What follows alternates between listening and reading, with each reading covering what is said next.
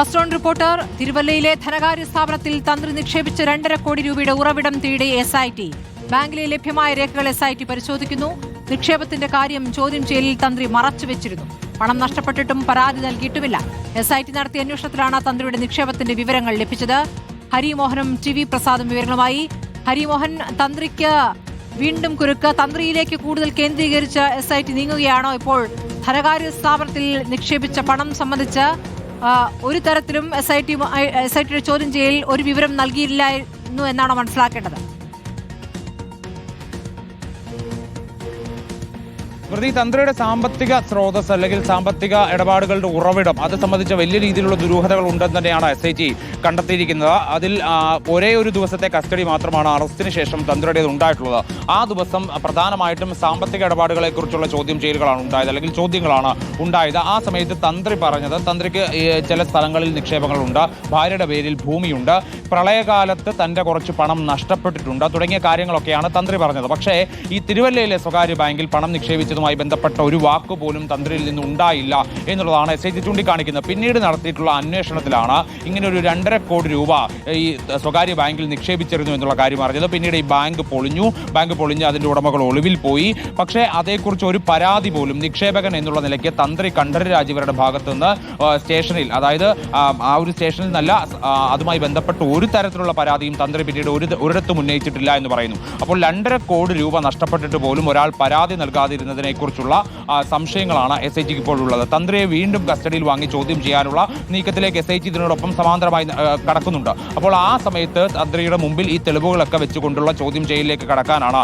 SIT ഉദ്ദേശിക്കുന്നത്. എന്തുകൊണ്ട് പരാതി നൽകിയില്ല, ഈ നിക്ഷേപിച്ച പണത്തിന്റെ സ്രോതസ് എന്താണ്, ഒപ്പം തന്നെ മറ്റ് ചില ബാങ്കുകൾ, അതായത് തിരുവല്ല സ്വകാര്യ ബാങ്കിലേത് കൂടാതെ മറ്റ് ചില ബാങ്കുകളിൽ കൂടി നിക്ഷേപമുണ്ട് എന്ന് പറഞ്ഞിട്ടുണ്ട്. ഇതെല്ലാം കൂടി കണക്കിലെടുക്കുമ്പോൾ കോടിക്കണക്കിന് രൂപ തന്ത്രിയുടേതായിട്ടുള്ള നിക്ഷേപം വരുന്നുണ്ട്. അപ്പോൾ അങ്ങനെയാണെങ്കിൽ തന്ത്രിക്ക് ഈ ശബരിമലയിൽ നിന്ന് ലഭിക്കുന്ന വരുമാനത്തിന് അപ്പുറത്തേക്ക് മറ്റെന്തെങ്കിലും തരത്തിലുള്ള വരുമാനങ്ങളുണ്ടോ, അല്ലെങ്കിൽ കൂടുതലായിട്ട് എന്തെങ്കിലും തരത്തിലുള്ള കച്ചവടങ്ങൾ ഉണ്ടോ തുടങ്ങിയ കാര്യങ്ങൾ, ഒരുപാടധികം കാര്യങ്ങൾ സാമ്പത്തിക സ്രോതസ്സുമായി ബന്ധപ്പെട്ട് അറിയേണ്ടതുണ്ട്. മാത്രമല്ല ഈ സാമ്പത്തിക ഇടപാടുകളിൽ ഉണ്ണികൃഷ്ണൻ പോറ്റിയുമായിട്ടുള്ള സാമ്പത്തിക ഇടപാടുകളെ കുറിച്ച് കൂടി പരിശോധിക്കുന്നുണ്ട് എന്നുള്ളതാണ് നമുക്ക് മനസ്സിലാക്കുന്നത്. പ്രത്യേകിച്ച് ഈ 2019 ശേഷം പോറ്റിയുമായിട്ടുള്ള സാമ്പത്തിക ഇടപാടുകൾ അതെന്തൊക്കെയാണെന്ന് കൂടിയാണ് SIT ഇപ്പോൾ പരിശോധിച്ചുകൊണ്ടിരിക്കുന്നത്. നിലവിൽ ഒരേ ഒരു ദിവസം മാത്രമാണ് ചോദ്യം ചെയ്യാൻ കിട്ടിയിട്ടുള്ളത് എന്നുള്ളതുകൊണ്ട് കൂടുതൽ തെളിവുകൾ ശേഖരിച്ച് തന്ത്രിയെ ചോദ്യം ചെയ്യാനുള്ള നീക്കത്തിലേക്കാണ് SIT കടക്കുന്നത്.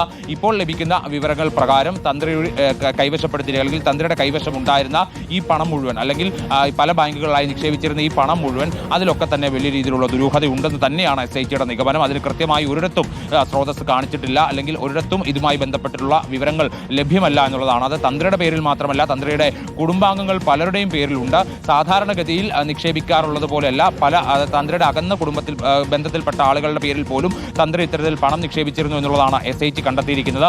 അതുകൊണ്ട് തന്നെ വളരെ വിശദമായ ഒരു അന്വേഷണം ഈ സാമ്പത്തിക ഇടപാടുകൾ കേന്ദ്രീകരിച്ച് നടത്തേണ്ടതുണ്ട് എന്നുള്ളത് തന്നെയാണ് SIT ചൂണ്ടിക്കാണിക്കുന്നത്. ഒപ്പം തന്നെ മറ്റു പ്രതികളുമായിട്ടും എന്തെങ്കിലും തരത്തിലുള്ള സാമ്പത്തിക ബന്ധങ്ങളുണ്ടോ, പ്രത്യേകിച്ച് തന്ത്രിക്ക് ഈ പങ്കജ് ഭണ്ഡാരിയും ഗോവർദ്ധനുമായി നേരിട്ട് ബന്ധമുണ്ട് എന്നുള്ള കാര്യം കോടതിയെ തന്നെ SIT അറിയിച്ചിരുന്നു. അപ്പോൾ ഇവരുമായി ബന്ധപ്പെട്ടുകൊണ്ട് സാമ്പത്തിക ഇടപാടുകൾ നടത്തിയിട്ടുണ്ടോ എന്നുള്ളത് കൂടിയാണ് SIT ഈ ദിവസങ്ങളിൽ പരിശോധിക്കുന്നത്.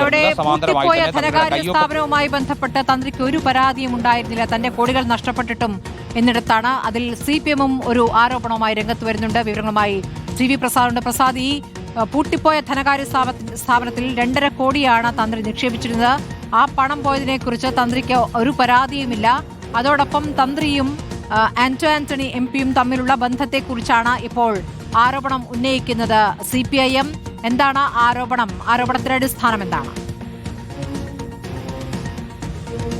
ശ്രുതി, ഗുരുതരമായ ആരോപണമാണ് CPIMന്റെ പത്തനംതിട്ട മുൻ ജില്ലാ സെക്രട്ടറിയും നിലവിൽ ആ പാർട്ടിയുടെ സംസ്ഥാന കമ്മിറ്റി അംഗവുമായ KP ഉദയഭാനു ഉന്നയിക്കുന്നത്. അതിൽ നെടുമ്പറമ്പിൽ ഫിനാൻസ് തിരുവല്ലയിലെ പൂട്ടിപ്പോയ ധനകാര്യ സ്ഥാപനമാണ്. അവിടെ 2.5 കോടി രൂപയുടെ നിക്ഷേപം കണ്ഠരര് രാജീവർക്ക് ഉണ്ട് എന്നുള്ളതാണ് KP ഉദയഭാനു പറയുന്നത്. അത് ഏതാണ്ട് SIT സ്ഥിരീകരിക്കുകയും ചെയ്യുന്നുണ്ട്. പക്ഷേ അക്കാര്യം മറച്ചു വെച്ചിരുന്നു എന്ന ഏറ്റവും പുതിയ വാർത്തയാണ് ഈ അല്പസമയം മുമ്പ് ഹരി റിപ്പോർട്ട് ചെയ്യുകയും ചെയ്തത്.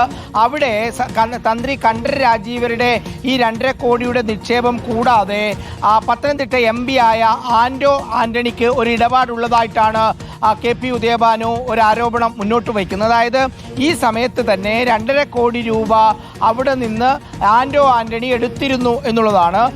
അതിനർത്ഥം ഈ പറയുന്ന കണ്ഠരര് രാജീവർ നിക്ഷേപിച്ച പണവുമായി ബന്ധപ്പെട്ട് എന്തോ അവിടെ ഇടപാടുണ്ടായിരുന്നു എന്നുള്ളത് തന്നെയാണ്. ഈ സ്ഥാപനം നേരത്തെ പൂട്ടിപ്പോയതാണ്.